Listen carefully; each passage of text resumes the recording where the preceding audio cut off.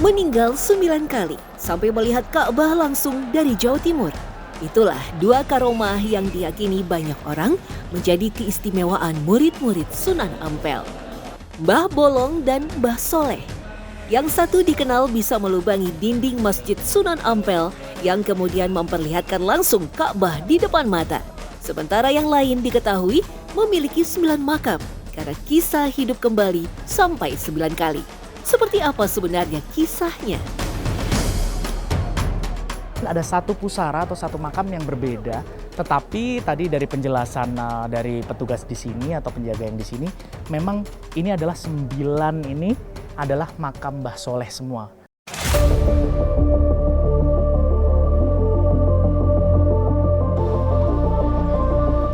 Banyak yang meyakini mata air Masjid Sunan Ampel yang dialirkan ke dalam 9 gentong bukanlah sekedar air biasa.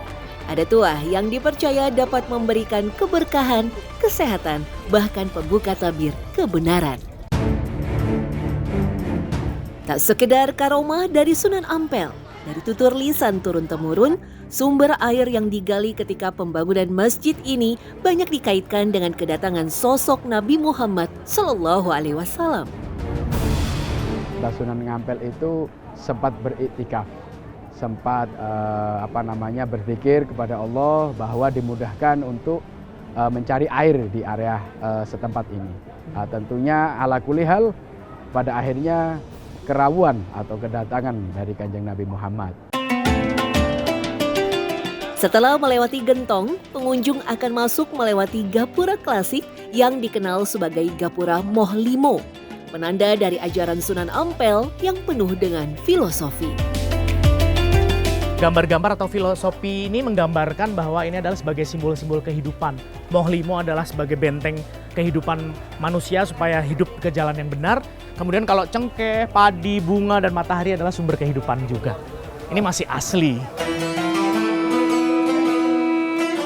Keinginan kami mengulik sosok Mbah Bolong dan Mbah Soleh pun disambut hangat para pengurus makam.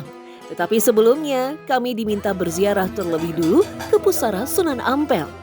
Jika dibandingkan dengan makam wali-wali lain, pusara waliullah bernama asli Raden Ahmad Rahmatullah ini tampak lebih terbuka.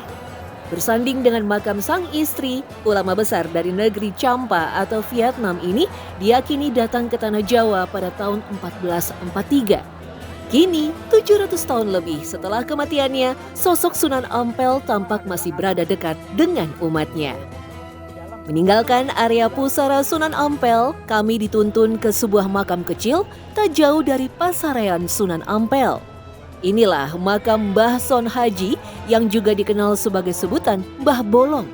Tak hanya makamnya yang dekat, dulu sosok Mbah Bolong juga dikenal sebagai salah satu santri andalan Sunan Ampel. Mbah Son Haji ini adalah murid beliau yang ahli perbintangan, ahli ilmu falak yang bisa mengarahkan kiblat salah satunya. Karena kebetulan arah kiblat pertama kali di Masjid Ampel, beliaulah yang menentukan. Dari cerita turun-temurun, Mbah Son Haji dipercaya berasal dari Maghrib atau Afrika Barat, tepatnya Maroko. Saat membuka Masjid Ampel, konon ada keraguan-raguan di beberapa santri terkait tepat atau tidaknya kiblat menghadap Ka'bah. Sosok Mbah Bolonglah yang akhirnya menjadi jawaban dengan sebuah karomah yang luar biasa. Yang versi awal itu pakai tongkat. Pakai tongkat dibolongin itu, tembok itu dibolongin. Bahkan tembok tersebut bisa terlihat Ka'bah dari tembok itu. Ka'bah yang ada di Hijaz atau sekarang ada di Saudi atau di Mekah, betul. Kami pun semakin penasaran apakah bukti kesaktian Mbah Bolong itu nyata adanya.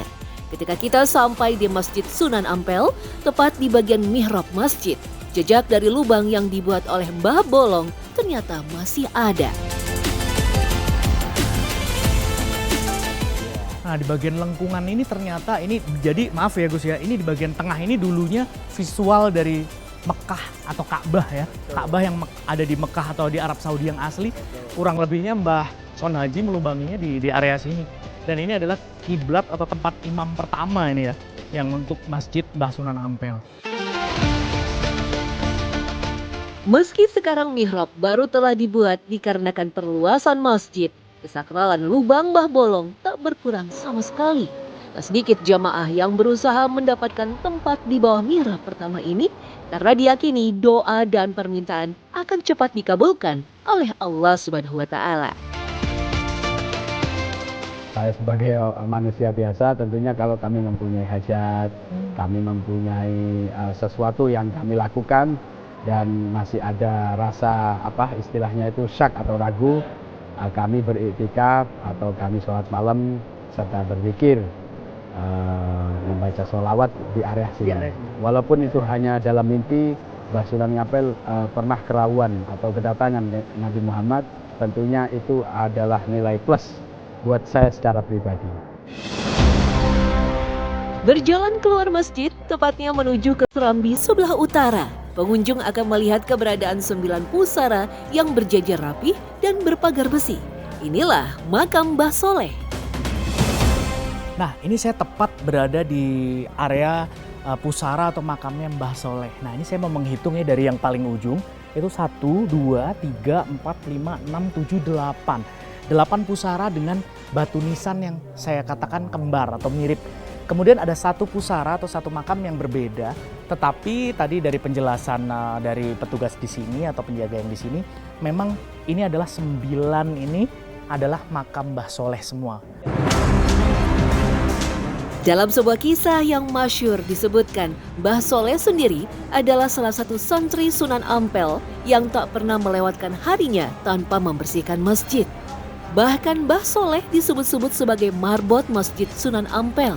Ketika Mbah Soleh meninggal, Sunan Ampel pun sangat sedih. Masjidnya semakin hari semakin kotor sampai akhirnya Sunan Ampel mengucap. Beliau tidak sengaja mengucap, andai masih ada Soleh, mungkin masjid ini akan bersih. Subhanallah, dengan izin Allah Ta'ala, Mbah Soleh itu datang untuk menyapu kembali. Oh gitu? Iya, menyapu kembali. Itu hidup ya? Itu hidup lagi. Kemunculan sosok Mbah Soleh yang sudah meninggal pun membuat santri Sunan Ampel terheran-heran. Beberapa bulan setelahnya, sosok Mbah Soleh meninggal untuk kedua kali. Dan sesaat setelah dimakamkan, sosok Mbah Soleh muncul untuk kesekian kali. Peristiwa hidupnya kembali Mbah Soleh, semua terjadi ketika Sunan Ampel masih hidup. Baru ketika Sunan Ampel wafat, konon sosok Mbah Soleh tak pernah lagi terlihat kemunculannya. Entah benar atau tidak, faktanya banyak yang percaya dengan karomah dari Sunan Ampel dan Mbah Soleh. Begitu besar karomah yang dimiliki Mbah Bolong dan Mbah Soleh, membuat makam ulama ini tak pernah sepi pengunjung. Tak hanya di bulan Ramadan, di hari biasa pun ratusan peziarah silih berganti berdatangan untuk bermunajat dan memanjat doa. Kalau umumnya itu karomahnya dari Mbah Ampel itu kan harus ke Mbah Bolong dulu sama ke Mbah Soleh dulu, baru afdolnya baru ke Sunan Ampel, seperti itu. Soalnya dari keluarga itu kalau nggak ke Mbah Soleh sama Mbah Bolong itu nggak lengkap gitu, nggak afdol. Iya. Uniknya, sang juru kunci makam seringkali melihat sosok yang diyakini menjadi perwujudan dari Mbah Soleh dan juga Mbah Bolong. Sejatinya, sifat dan ajaran yang baik seseorang memang akan selalu dikenang meski kepergiannya telah berganti masa. Hal itu juga berlaku bagi mereka yang mungkin tak mengenal ataupun melihat sosoknya secara langsung. Perkara kebenaran dari semua kisah karomahnya biarlah menjadi rahasia dari sang pemilik semesta.